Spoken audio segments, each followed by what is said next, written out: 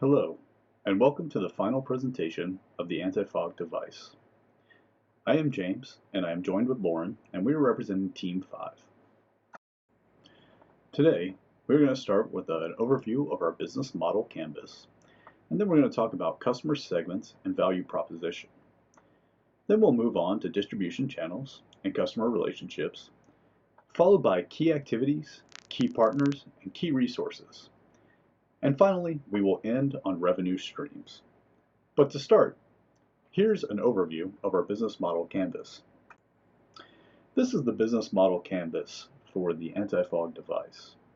This model has been refined and updated descriptions of the contents of each canvas cell.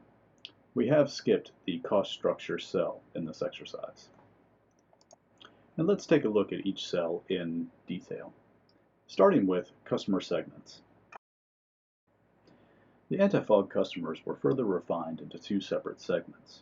Customer segment number 1 is a regular mask user who performs semi-routine errands and is required to use a mask in public. These users also wear eyeglasses and are looking for a solution that is reliable, convenient, and easy to store between uses. Customer segment 2 is a healthcare professional that utilizes personal protective equipment regularly in their occupation. These customers are frontline healthcare workers that use PPE to protect themselves from direct COVID-19 exposure. They wear PPE for long periods of time, and they're looking for a solution that is reliable, comfortable, but also durable enough to be able to be sanitized between uses. And next, we'll talk about the value proposition for each one of these customer segments. The anti-fog device offers value by making the user feel comfortable and safe while wearing personal protective equipment to guard against COVID-19. The anti-fog device's main purpose is to block respiratory vapor from exiting the face mask near a user's eyeglasses. The anti-fog device adds additional value by being robust enough to handle a sanitizing process and also by being able to be stored conveniently. The anti-fog device also adds additional value by making PPE more comfortable to wear for the average user. The anti-fog device can be sold directly to consumers through an e-commerce platform or through third-party resellers like Amazon and eBay. Another good opportunity would be for a medical supply distribution network that would specifically focus on medical facility purchasers who purchase medical equipment. Through a medical supply distribution network, organic reach of the utility of the anti-fog device would be increased. This would also build brand awareness in the medical community for companion products.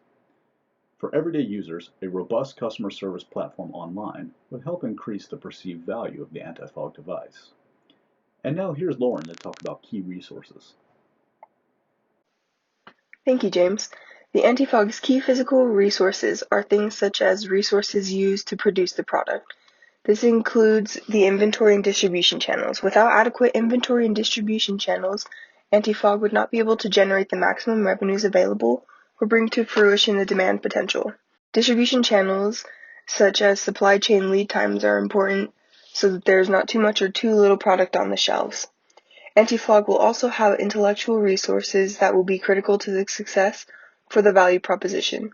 Whether it's a patent or trade secret, some sort of intellectual property will be required as it is a product that is and will continue to be in high demand. Financial resources are also key to the success of anti-fog, as cash is king. Having the liquidity to cover liabilities expected and unexpected will be important. Being able to pay employees and hire when needed is also critical. Human resources are arguably the most important resource for anti-fog. Having personnel with the knowledge and skills to develop the product and continue to develop with time will be life or death for anti-fog. Doing in-house development also protects the irreplaceable knowledge of anti-fog employees. Key human resources will be engineers to develop the product and customer service representatives to maintain and develop the customer base. Research and develop is the most important activity for anti-fog currently. To be able to hone the product into something that customers not only want but can afford will be key here. New product development, new product research, existing product updates, quality checks, and innovation will be steps to cultivating a viable long-term company. Figuring out how to produce effectively as well as market successfully will also be key activities to Antifog's success.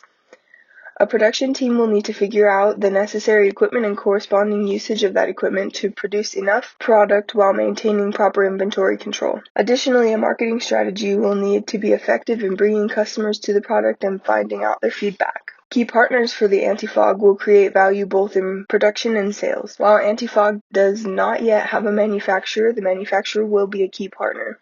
They'll have the equipment, skills, and know-how that other manufacturers will not have. If one manufacturer falls through, replacing them would be difficult as this product has to be made to the specifications, and the original manufacturer is the one with this extensive production knowledge. Another key partner for the Antifog includes retailer relationships. Having retailers that will scale with Antifog will allow for growth without having to overwhelm the retailer or find a new retailer altogether. While Antifog does not have one specific retailer similar to the manufacturer, replacing a retailer would be difficult, as finding a retailer to put product on the shelves without a previous relationship is tricky.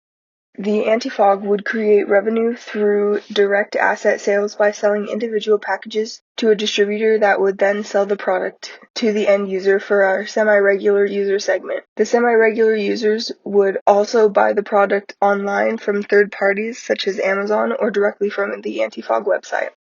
For our frontline healthcare professionals segment, we would do direct sales to a medical supply distributor who would then market and sell the product to a hospital purchasing agent. For the general public, we would charge a premium price for more unique colors and designs of the product as well as different sizes. The general public could elect to purchase a subscription online of disinfecting wipes and sprays to help maintain the cleanliness and usability of the product. Industrial packaging of sanitizing supplies could also be an additional direct asset sale to the medical facilities that use the Antifog to help maintain the integrity of the product. To conclude, James introduced our business model canvas, and we spoke in more detail about each part, which includes customer segments, value proposition, channels, customer relationships, key resources, key activities, key partnerships, and revenue streams. Thank you.